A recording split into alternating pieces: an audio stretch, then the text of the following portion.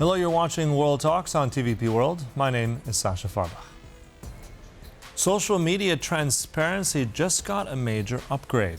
X's new About This Account feature now reveals where user accounts are actually based, uncovering that many high-profile political voices, both in the United States and in Polish language networks, aren't where they claim to be. And joining us to understand the implications for democracy, disinformation, and online accountability is Jakub Szymik, founder of CE Digital Democracy Watch. Thanks so much for joining us here on TVP World. Hello. Hi, Sascha. Nice to meet you.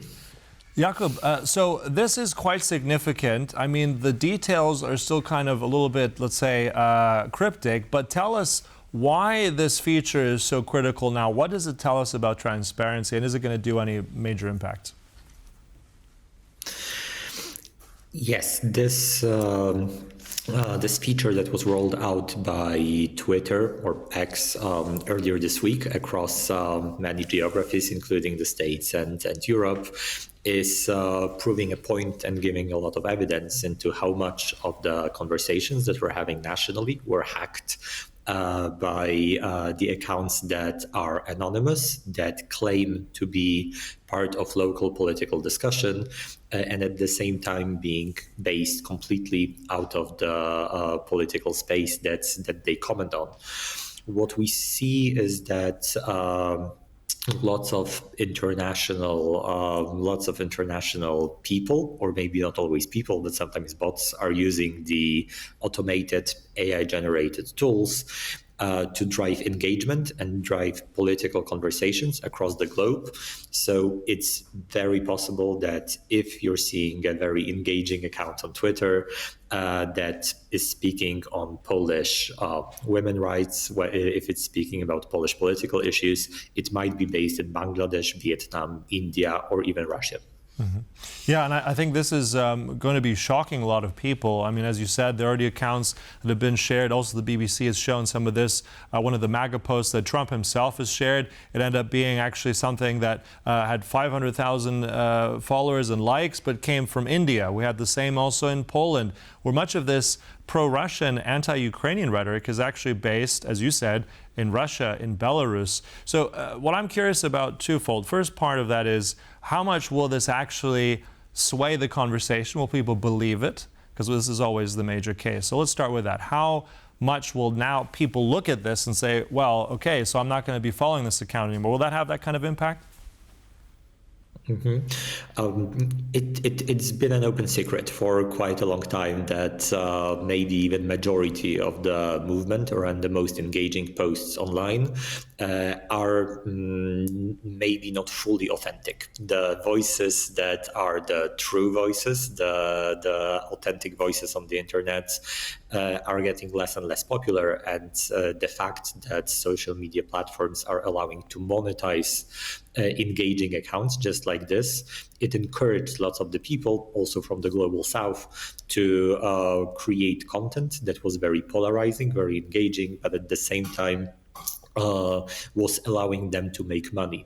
We are talking about hundreds or thousands of dollars per month just because your post was seen or was commented by or was engaged by many people across certain geographies, and definitely the European eyeballs are considered to be worth more by the platforms than those from other parts of the world. So the motivation for this is not always political. It's sometimes just to make money, and it's very similar to scam mechanisms that we are seeing. I'm not sure if this will impact heavily whether people believe what they see online or not. Our experience, and we monitor lots of political content online, is that people are just looking for a confirmation of what they actually believe in. So if they receive a content that is convincing, that's well written, and with the use of Gen AI, it's very easy to create convincing text-based or even video-based content that is supporting views of many extreme people. I'm not exactly sure if this is a game changer. As I said, it was an open secret. People who were interested in how the internet works and what are the current issues of internet governance had known about this for many years. And now we have one step closer to transparency of where the people or the bots or automated systems are based at. Okay. And I'm also curious, one quick one is, tell us why you think Elon Musk has gone ahead and done this right now. And secondly, also, I'm curious about the accuracy of all this, because at the same time, and it's great, this feature, you can see where things are, but how does that work in the very complex world of VPNs? Will that still skew things? And then will those people who've been, let's say, spotted, will they find a workaround? Elon Musk decided to do something like this because there is a growing pressure on his platform saying that it is mostly driven by inauthentic content. Since he took over the platform, there has been lots of criticism around how the algorithm is not really transparent about what type of content it is pushing. There were lots of examples and lots of research showing that the platform algorithm is skewed towards one specific political position. And this is also something that is being investigated by the European Commission. So under Digital Services Act, there are investigations opened about whether X is doing enough to manage its risks against the democratic cohesion, especially in European territories and towards the European audiences. Obviously, there is no direct connection in how Musk talks about this, but it is clear that the pressure either from regulators in Europe or from other people who are, for example, buying advertising on this platform and are caring about things such as brand safety, which means that all of the platforms want to create spaces that advertisers actually feel safe in and want to use to advertise their products. So I would say that this is a mix of the regulatory pressure and the commercial pressure that he might be facing from advertisers on the platform. Your question about the accuracy of those verifications is a very good one. I wouldn't pay too detailed attention to the actual disclosure that happens for specific accounts. Obviously, on a macro scale, yes, we're seeing that lots of the accounts are being run from very different locations that they claim to be, or that the issues that they are commenting on are taking place. But at the same time, for many specific accounts that were singled out, we are seeing that this isn't maybe the most precise information that we're receiving from the platform. And obviously, this is due to the fact that many of the people might be using VPNs or some other ways to mask their location. Lots of people are also tweeting from many different places because they're just traveling. So I would use this more of as an indication than actual 100% confirmation for many of those cases.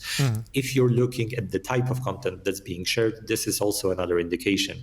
If there's traces that it's being developed with the use of Gen AI, meaning that the text is automatically translated or automatically created, you can see it in the formatting. Or if you see that the graphics that are being used or the videos that are being used are also have traces of automated generation, they are synthetic. It all builds a picture of the specific account that you're discussing. Yeah, and also just about the concern of maybe, okay, right now we're seeing this kind of transparency just beginning, really, and as you said, we have to take it at some kind of grain of salt here.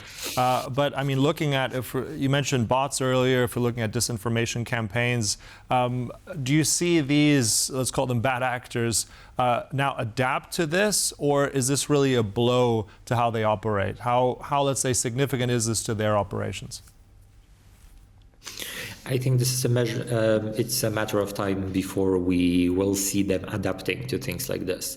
A few months ago, we saw lots of fully automated AI videos on YouTube, and after being described by the media and after some interest from the regulators across Europe, we are seeing that they are adapting their tactics by using a mix of real life videos and actual people, but still using the synthetic AI media to generate their content.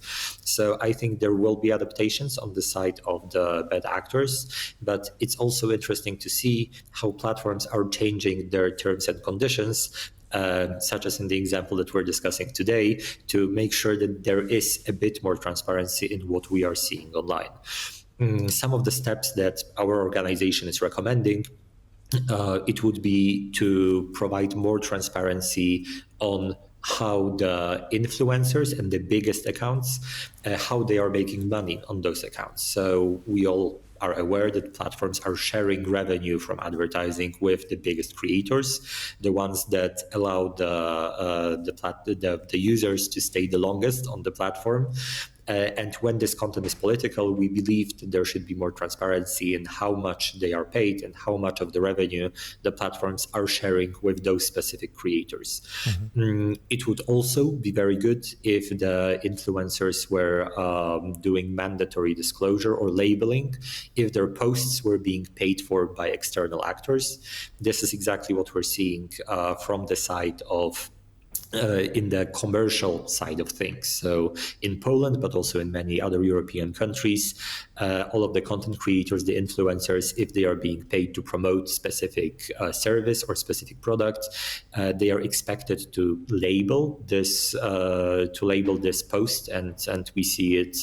We see the actors, celebrities, influencers doing this, and we believe it should work the same way when it comes to political content creators. All right, so I mean, this is still a significant shift. Let's see how effective it's going to be, how much it's going to affect the public in terms of actual, let's say, oversight. But it's really an interesting development. Look, thank you so much for breaking that all down for us in the analysis. That was our guest here, Jakub Szymik. Thank you so much. And thank you for watching. That concludes World Talks, but stay tuned. There's much more right here on TV World. Bye-bye.